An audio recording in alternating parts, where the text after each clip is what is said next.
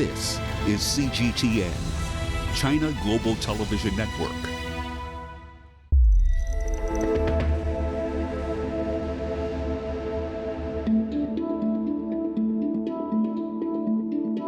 This week on Big Story, a new frontier for Africa. This is the future that we envision. This is the beginning of transformation that will create jobs, hope, opportunity, and prosperity for all Kenyans. A continent's challenge to overcome pervasive obstacles.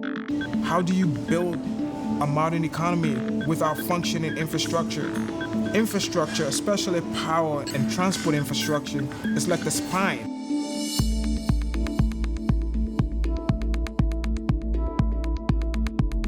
And a country's desire to fuel change. Infrastructure typically we consider as the engines of economic development. Then Chinese government can really work with those African countries to build infrastructure. China's Belt and Road Initiative. Kenya has only opened its eyes and seen a golden opportunity where you can make business partners. Expanding the country's rails, roads, and maritime routes. The port of Mombasa is absolutely critical to Kenya because it's essentially the only port that Kenya has. Massive infrastructure developments adapted for new environments. Economically, the area and the people around here has really benefited from the project. But what's the ultimate promise? It's in China's interest to help Africa to develop so that it will generate enough jobs and people will work in Africa to build up Africa itself so it becomes land of prosperity. And what could it mean for the future of the world?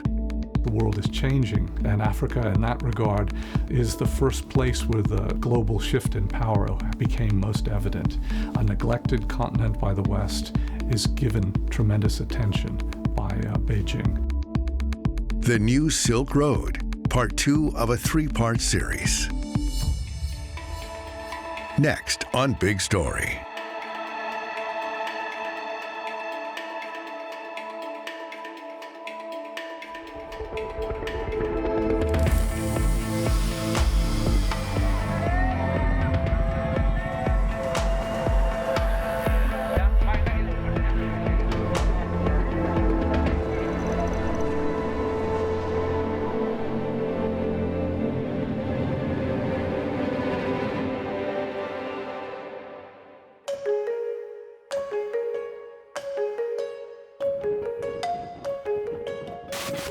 Africa as a continent lags every region of the world on the availability of infrastructure.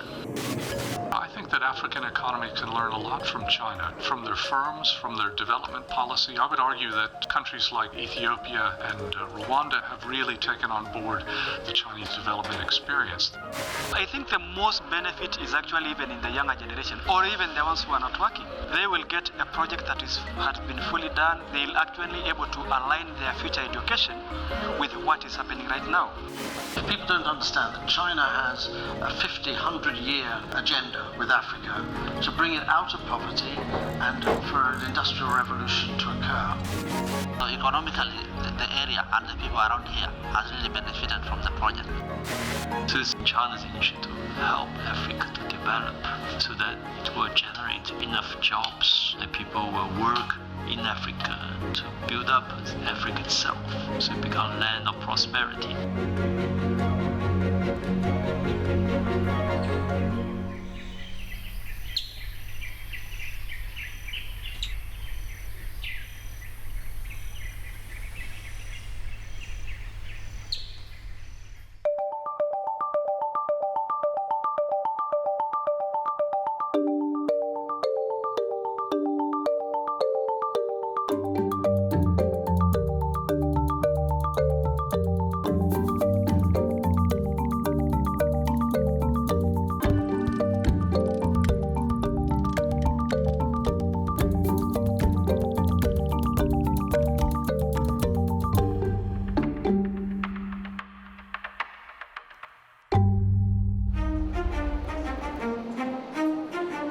It's early morning in Nairobi, and passengers are arriving at the city's brand new railway station. They are here to catch the 8:20 service to Mombasa, Kenya's second largest city, almost 500 kilometers away. While they prepare to board, the driver does his final checks.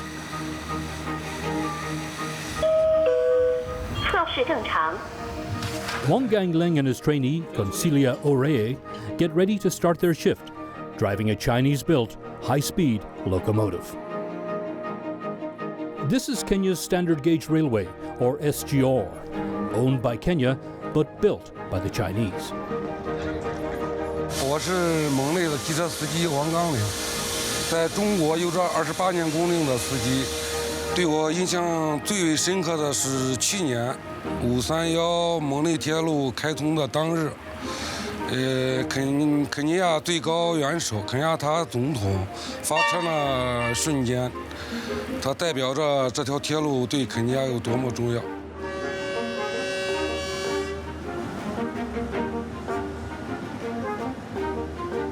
Our people want to travel, our people want to move, our people want to do business, but it is very expensive.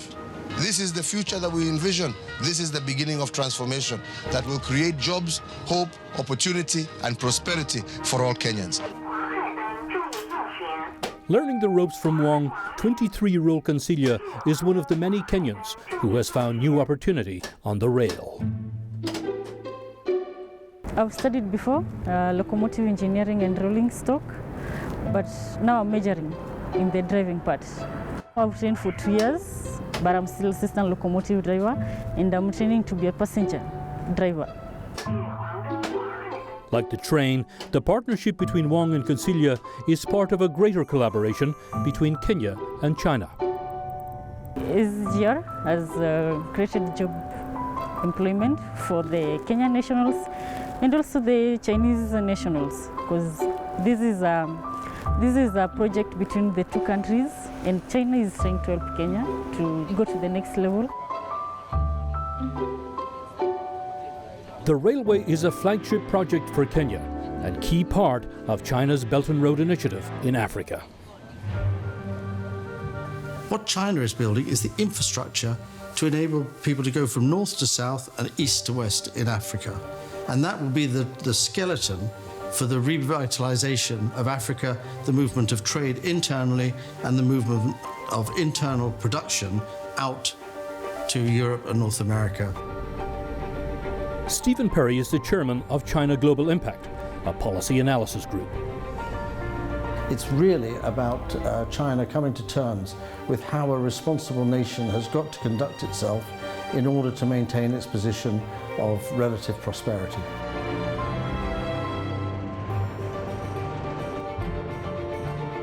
Kenya is a hub for international trade. It is a crucial stop on the maritime Silk Road, connecting it to markets overseas. These trade links are the backbone of the Belt and Road, China's global development strategy. How do you build a modern economy without functioning infrastructure? Jode Moore is a visiting fellow at the Center for Global Development. He served as Liberia's Minister of Public Works. Infrastructure, especially power and transport infrastructure, is like the spine. I cannot stress enough how important infrastructure is if we're going to grow and grow equitably. Critical to Kenya's success as a transport hub is Mombasa Port. It's the biggest in East Africa and the third largest on the continent. Operating 24 hours a day, 7 days a week, Mombasa is capable of handling some of the biggest container ships in the world. Neil Davidson is a maritime analyst. Well, the port of Mombasa is absolutely critical to Kenya because it's essentially the only port that Kenya has. It's the key port for Kenyan trade, and it is the natural port for Kenya. It's evolved over hundreds of years, and it's become very well established as the natural gateway for Kenyan trade.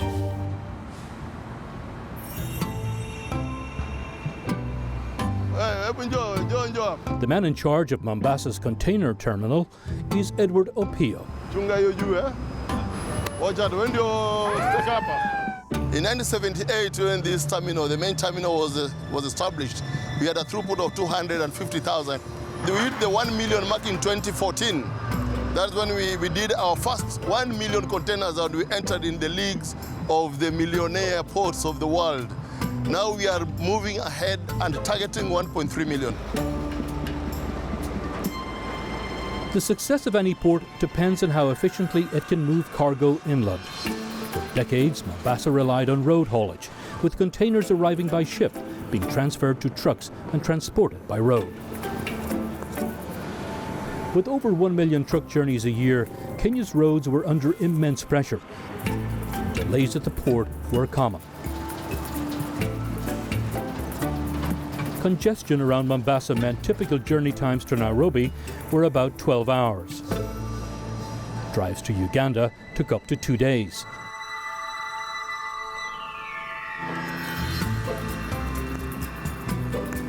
But thanks to this newly built railway, that's all changed. Instead of being offloaded onto fleets of trucks, containers are now transferred to the train. Over 800 containers a day have been taken off the road and onto rail.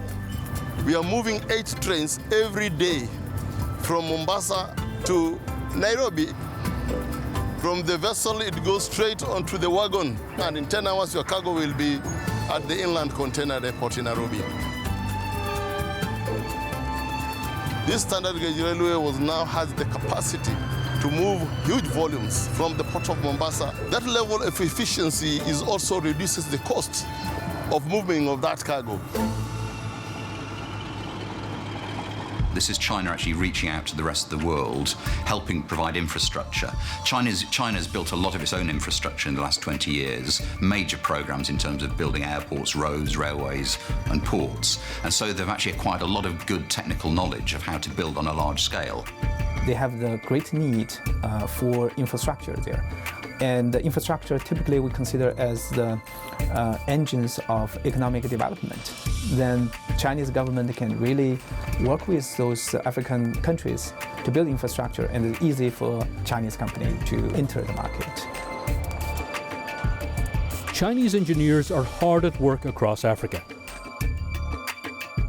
A light rail system in the Ethiopian capital of Addis Ababa was built by a Chinese corporation, as was a high-speed rail link to the port of Djibouti, 750 kilometers away. Brand new highways have been built in Algeria, Namibia, Botswana, Madagascar, Uganda, and Rwanda. All share a similar aim: connecting markets, promoting development, and furthering integration. The goal of the Chinese government in Africa for its Belt and Road Initiative is to open the market in Africa, is to explore the potential in Africa. But in order to do so, they have to firstly have the infrastructure in place. Ching Wong is a professor of marketing and innovation at the Warwick Business School. Infrastructure is the very first thing you need to have in order to do business with. And this is also a lesson, a very successful lesson learned from China's own development.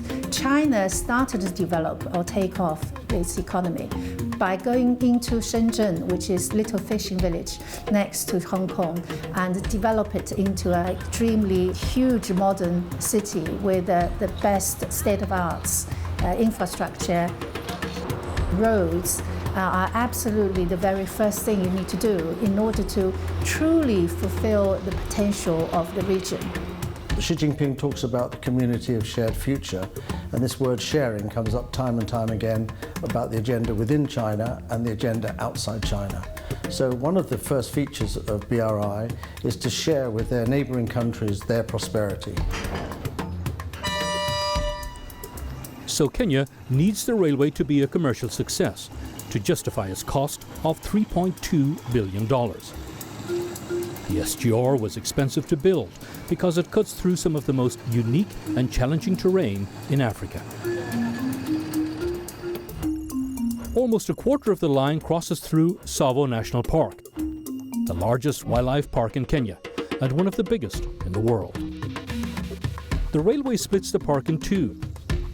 To one side is the mountainous Savo West, while across the tracks are the dry plains of Savo East. These tracks had to be designed around Savo's wildlife, which is home to a rich diversity of iconic species, all watched over by a group of dedicated park rangers. My name is Joseph Chella. I work for Savo Trust. Savo Trust is a non-for-profit organization working here in Savo in partnership with Kenya Wildlife Service, where I'm currently the research officer for the trust. In Savo East, we have the big five. That's the lion, the leopard, the rhino, the buffalo, and the elephant. Here in Savo, we usually monitor elephants to know where they are during the different times of the seasons. We have a total of 12,500 elephants. This forms the largest part of the elephant population here in Kenya. I think almost 10%. There's a bigger herd of elephants. Elephants are a keystone species, critical to the survival of the Savo ecosystem. The health of the elephant population reflects the state of every other species. By monitoring the behavior of these herds, Joseph can assess what impact the new railway might be having on the whole park. What we are currently observing is a group of African elephants, and this particular group is a family herd. And then they appear red in color because that's the color of the mud.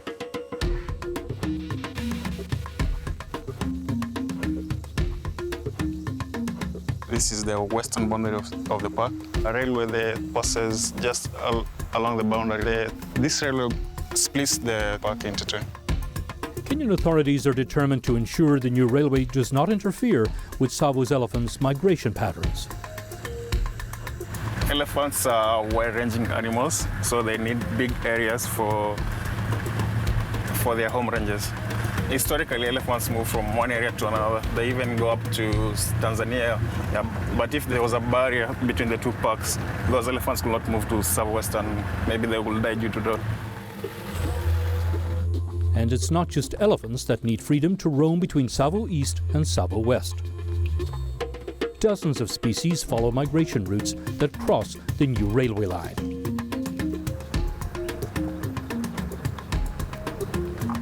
We are underneath one of the corridors. This particular one is approximately 2 kilometers long. It serves as both as a corridor and as well as a bridge over the Savo River. Huge wildlife corridors raise the railway above the park, allowing even the biggest animals to pass beneath. Joseph knows Savo's wildlife must learn to use these crossing points if they are to survive. I'm looking for tracks to determine what wildlife species utilized this corridor in the past one day. Okay, this particular one here, this is quite large. It belongs to a zebra. Then over here, I have pellets. I believe these are from an impala, which indicates that impalas are also using this. I believe this was from an elephant.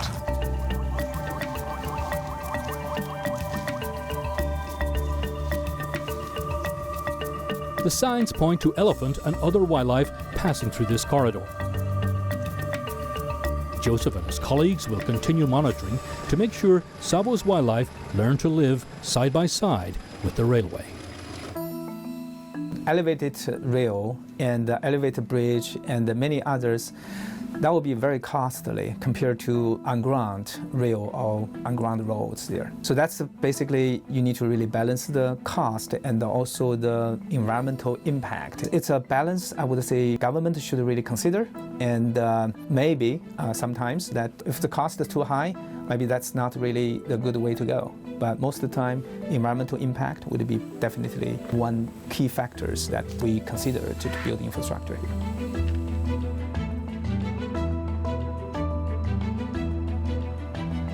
Despite the expense of building such a complex project, Kenya presses on.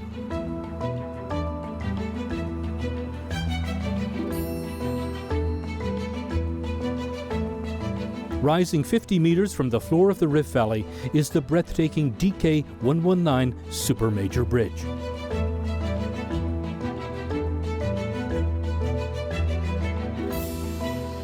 It's key to extending the line inland from Nairobi to the town of Naivasha. The 120-kilometer section will cost another $1.5 billion.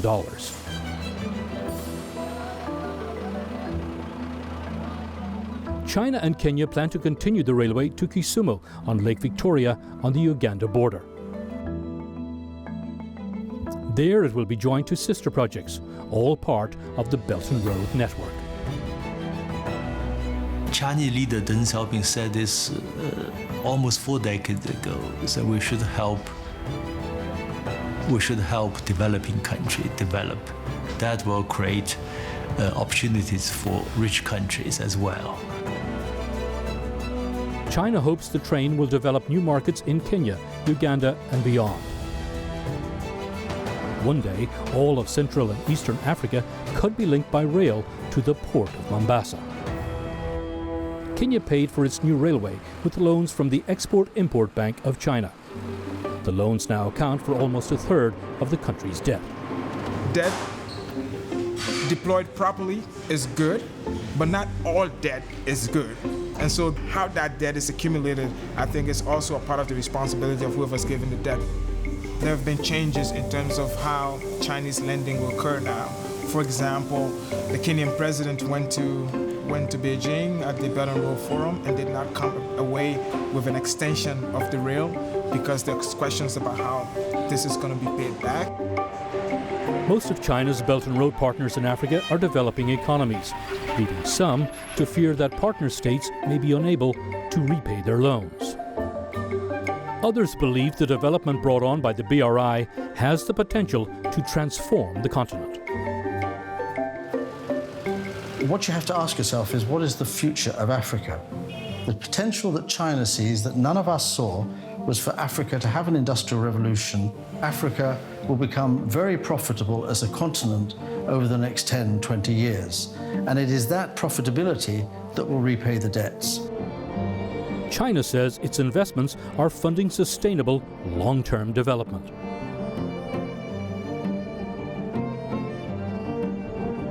The African continent is at a turning point.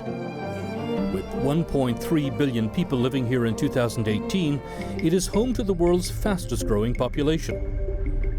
With those numbers expected to surpass 2.5 billion by 2050, Africa has the potential for economic upheaval.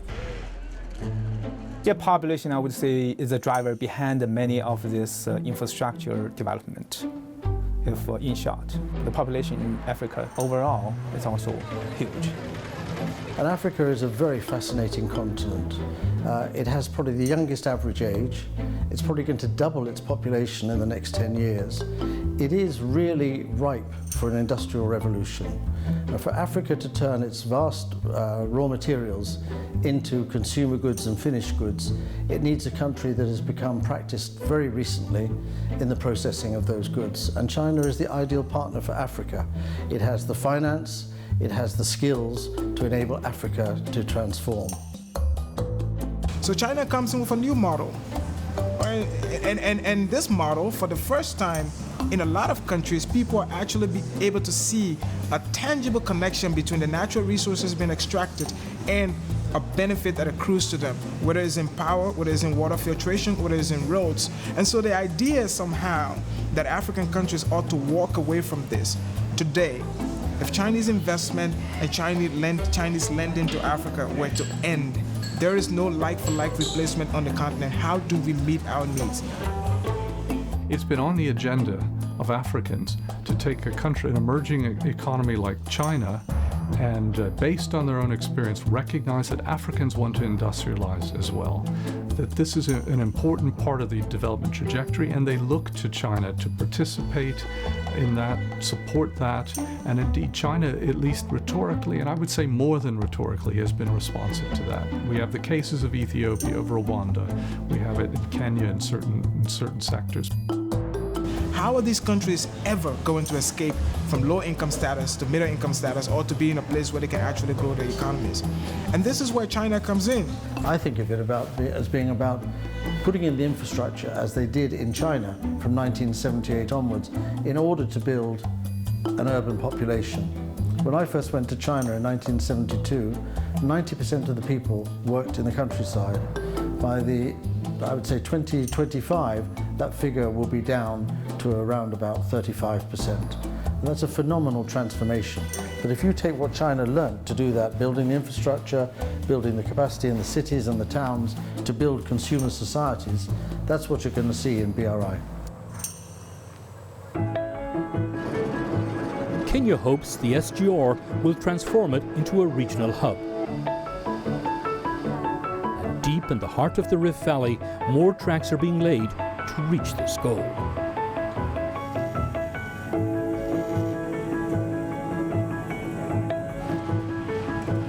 我叫何尚杰，我是一名现场技术工程师。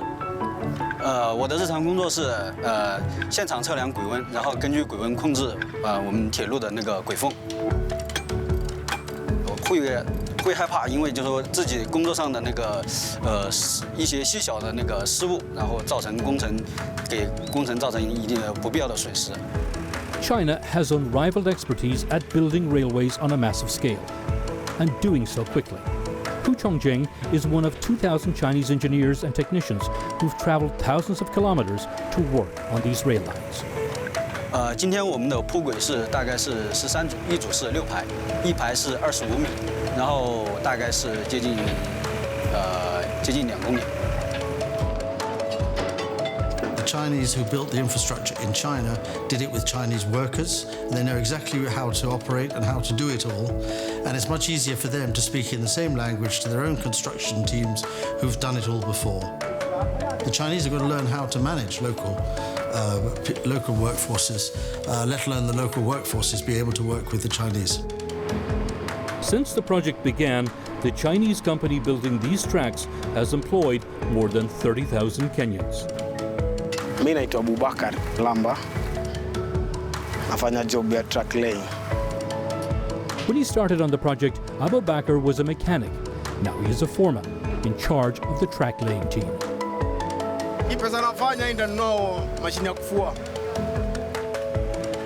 Kenyan workers lay the tracks, while Chinese engineers and managers point the way. Wandangu naweza sema jamaa sio baya. The way uta respond kwao ndio vile pia watakuchukulia. Ukikuwa mtu wa kusumbua pia watakujua wewe ni mtu wa kusumbua. So ukiwa mtu wa bidii, tena wanapenda sana mtu wa bidii by the way. In fact hata mimi wananitanga computer juu mimi hufanya job ya haraka sana. I think there's been some misunderstandings about how much Chinese investment is leading to Chinese labour going to Africa to help. The studies that have been done recently suggest actually it's mostly Africans working on projects in Africa with Chinese backing and Chinese investment and Chinese know-how. In Kenya, politicians have agreed to a jobs quota to ensure local communities benefit from the line. Ismail Tufa is the man in charge of that quota. Every time there's employment, we need to make sure that 70% coming from the local community. Those people who have no skill at all, they do the labor work. They do the labor work. And those who have the skill, like the operators of the machines, for example, the shovel and the excavator, we employ them. Many people from this area before, many people did not get employed. Most of them because they don't have the skill, they didn't go to school. So economically, the area and the people around here has really benefited from the project. A couple of kilometers from the new track is the Maasai township of Suswa. Midway between Nairobi and Naivasha, the town is isolated, with employment relying on the weekly market and farming. But today Suswa is experiencing a mini boom thanks to the huge construction project on its doorstep. The local center like this is enjoying full occupancy because of the guys who have come to work here. They have to rent your place, probably they'll eat from your hotel, maybe they'll have tea in your kiosk, maybe they'll buy from your shop. That's the benefit that we're having as a community or a center. Local business owners like Samson Saki hope the trend will continue long after construction workers leave. That's because the town is due to get its very own railway station, giving Suswa a direct link to Nairobi and Mombasa.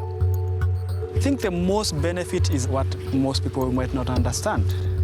We have an open market here. We are doing maize farming. We are livestock keepers.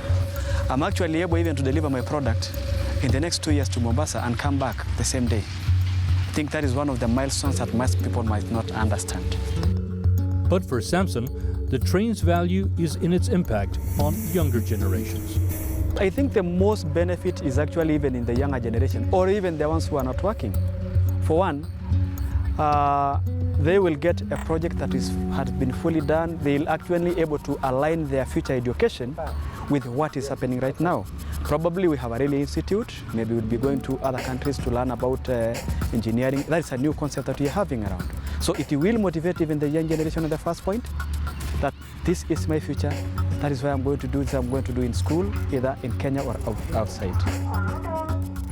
China has become the second destination now for Africans studying outside the continent, only exceeded by France. And the only reason France exceeds China now is just because of France's colonial history. But eventually, I think in the next, at this rate, in the next 5 to 7 years, China might surpass France as the destination of Africans going to study.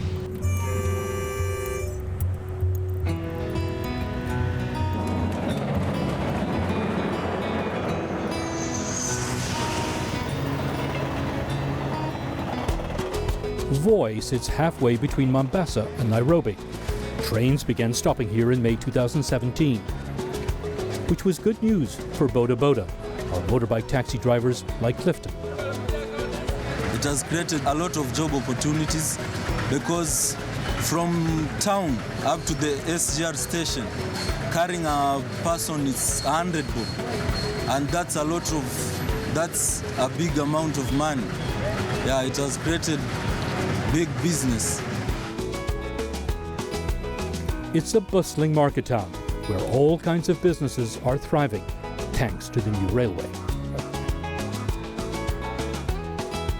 Our business capacity has increased because we are seeing some people we are not used to seeing because of the SGR. Commuters, the people who are using the SGR, they come to their rural homes more often than they used to. Even the tourists come, they buy, provisions to use. So I think it's a good thing. It's like, crumbs falling from the table and, somebody down there eats the crumbs. So I think we are getting the crumbs. We are happy.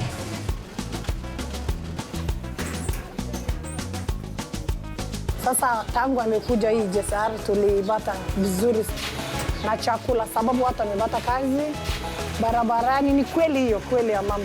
Barabara wakati watu ilikuwa kila mtu amepata kazi. Sasa maisha ni kama watu pesa ni Voi sana. Kenya has only opened its eyes and seen a golden opportunity where you can make business partners. You have to make a choice to be a big fish in a small pond or a small fish in a big pond. The choice is yours, right? China is a big pond. So if you want to survive, you have to join them.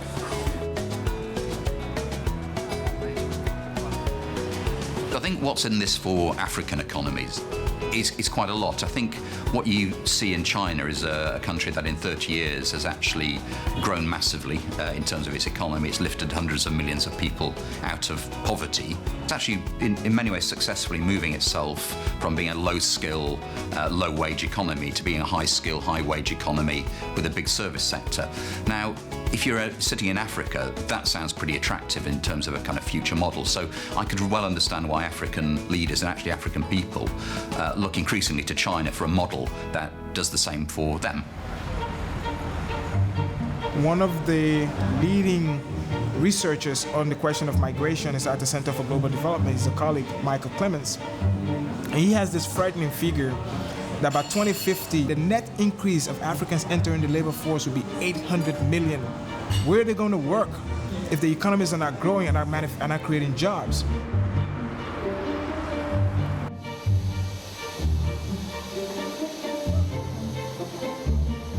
But the Belt and Road Initiative will do more than bring development to Africa. It will create opportunities for Chinese firms and open the Chinese market to foreign goods. One of the components of the Chinese engagement with Africa has very much been about exposing its own companies to opportunities outside of China. So for instance, a government loan to build infrastructure, which takes the construction sector, that is, that there's an oversupply domestically in China of construction firms. A firm wins a contract and then it goes to Africa and it begins to do business. They will recognize the opportunities possible. So part of what we saw, whether it was through Belt and Road or Chinese investment elsewhere in infrastructure, was basically exporting the excess capacity that China had in those places. And if there's anywhere that needed the excess capacity, it's us. I think more broadly, it is about connecting China to new markets, helping the exports from Western China across into Europe. And importantly, it's about imports. The Chinese trade balance is in the news a lot, particularly around the relationship with the United States. But China has been seeking to move to a more domestically driven economy and to increase its imports for a long time. And connectivity runs two ways. So it's about creating new markets for countries outside of China coming to China, as well as helping China go out and access new markets itself.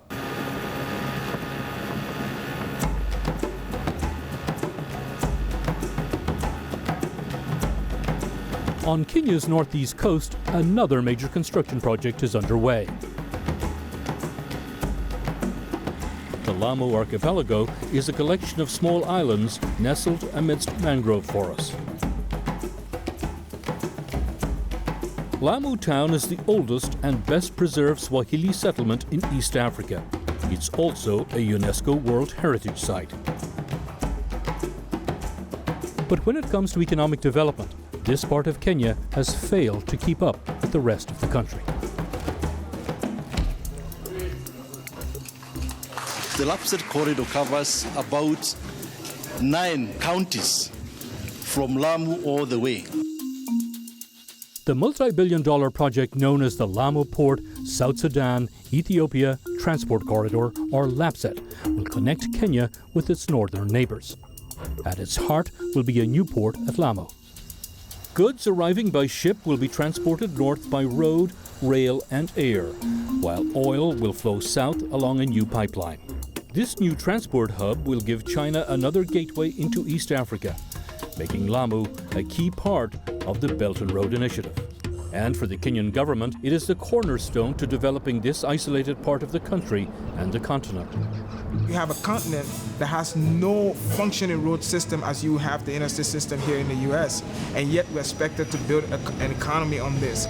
Kenya grows enough onions to be able to ship elsewhere in Africa, but Sierra Leone imports onions from the Netherlands because it's cheaper and easier to do that from the Netherlands, right? So there are things that are being produced next door or 2 countries over that I have to order from Europe because there's absolutely no connection between that. Peter Oremo is the Kenyan Port Authority's chief engineer on the project. The port here was first built in 1976. It was revived in 2006. Actual construction started in 2016 October. We hope to finish around July 2020. That's when we expect to start handling the cargo from here, mainly containerized. We have built a causeway. The causeway is about a kilometer long. We are going to have 9 deep water baths. It's going to be one of the biggest in Africa, I believe.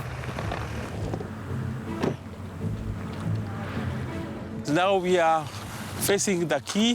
What we are doing now is putting the slab on the deck, after which we are going to put the retaining wall. Then we are going to backfill the whole of this area up to there. So the yard will start from where the quay is all the way about 1,000 meters. Work on the first 3 berths is underway at a cost of $480 million. Eventually, there will be 32 berths stretching along this channel. Kenya is one of the only countries with one port. All our neighbors have 2, 3, 4. Strategically, we need another port because we do some of the highest volumes around. The port is being built by the state-owned China Communication Construction Company, one of several big Chinese corporations bidding for work on commercial projects around the globe. No, it was international competitive tender. A lot of Chinese companies now venturing out of China to compete in a lot of infrastructure projects. That is why you see more Chinese companies winning the contracts, because they come in numbers. You have a contract which has maybe 4 Chinese bidders, so that their chances of winning is getting higher and higher and higher. As far as contracts is concerned, they just come in numbers.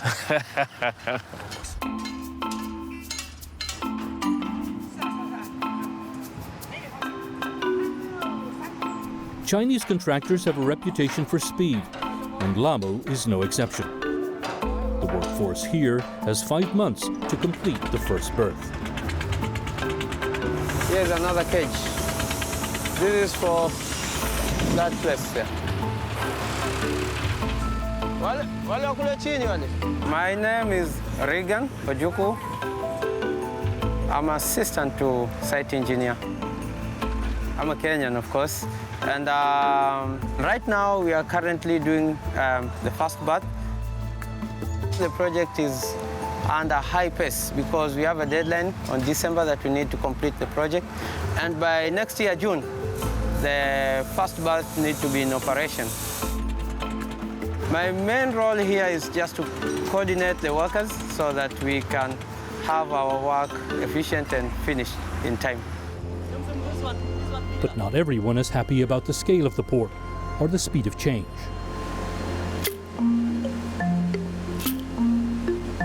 Maisha yangu nafanya ni uvuvi. Kazi ya uvuvi nilianza kutoka mwaka 52.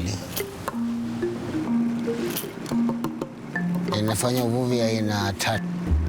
Fishermen like Ali Masuo are the backbone of the local community. 90% of Lamu's economy is currently dependent on fishing. Ya kwanza ni deva kudhamia lobster. Wa pili ni hizi nyavu hapa. Wa tatu ni mishipi. Mimi yangu ambao ni familia yangu na jamii kwa jumla, wote mpaka dakika hii wametegemea uvuvi. Japo hivi sasa uvuvi unasakili, mapato yake yako chini. In May 2018, a Kenyan court ruled in favor of 5,000 fishermen whose traditional fishing grounds were destroyed by dredging for the port. The Kenyan government was ordered to pay $18 million in compensation.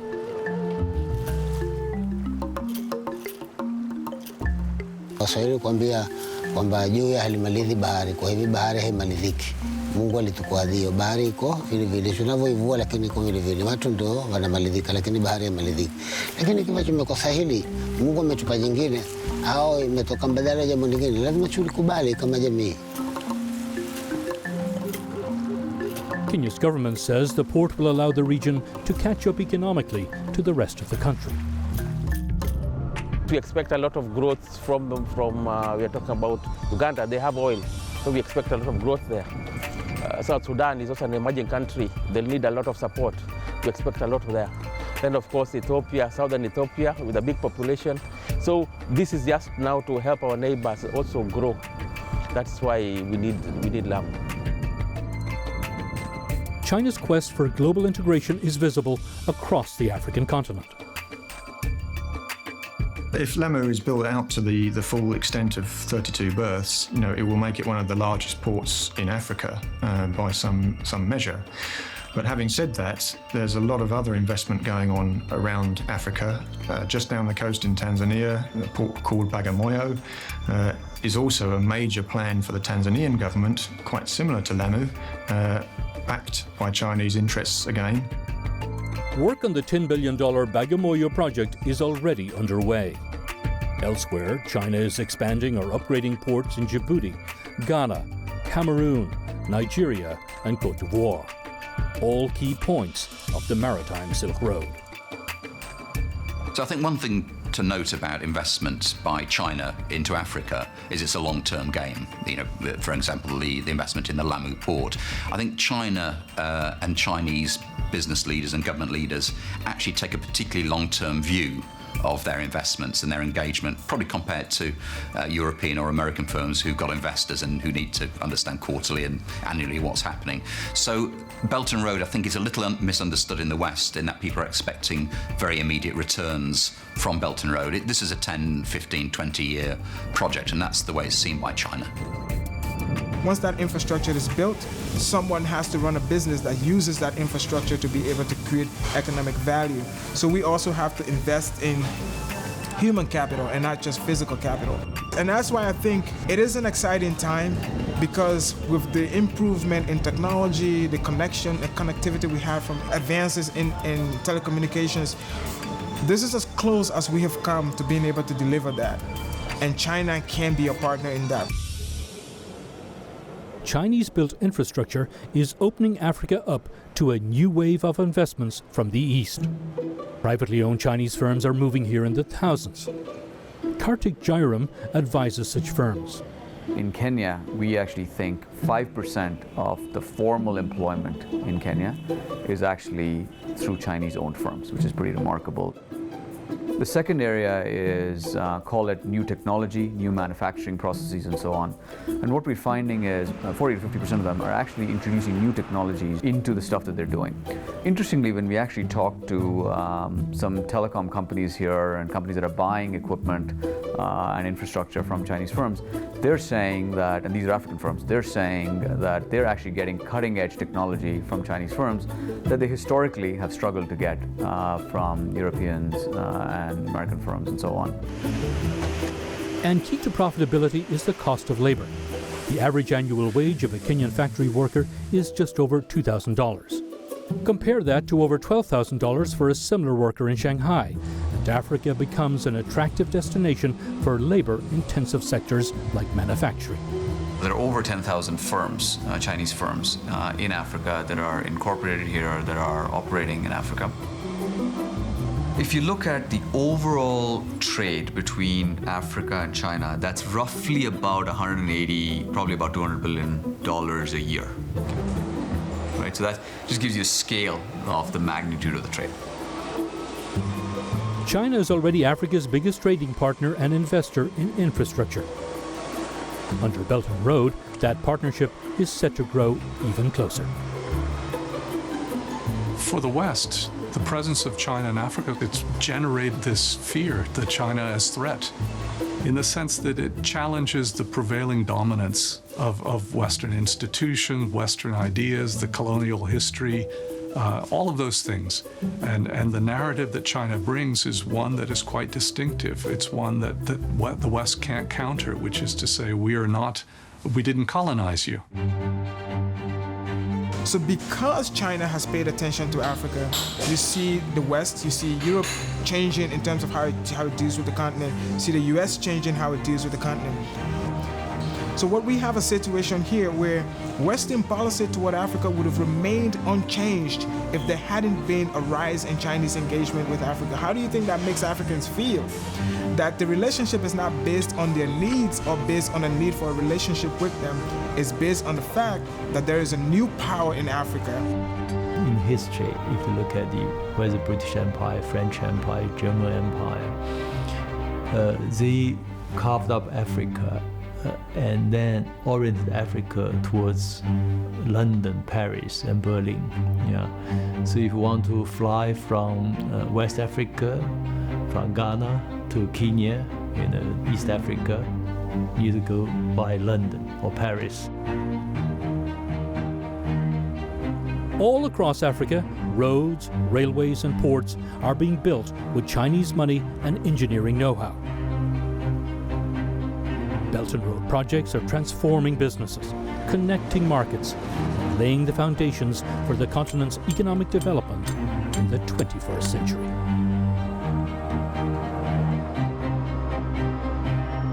The involvement of Chinese is clearly, can be seen, that partnership with China is helping this country move to the next level of development. China tunaambia ni kama ametusaidia, tunaendelea vizuri sababu ya pesa imeingia kubatia watu kazi, vijana sana sana vijana wamepata kazi, wazee wamepata kazi, yani watu wengi. A lot of countries, especially in Africa, are looking to shed the remnants of colonialism. And so they're looking for a different type of power. A country like a China that is not going to colonize them or doesn't have the same historical alliances and a lot of the bad actions that the UK, that the Dutch did 100, 200 years ago. The world is changing, and Africa in that regard is the first place where the global shift in power became most evident. A neglected continent by the West is given tremendous attention by Beijing, and that begins to shake the foundations of the global order.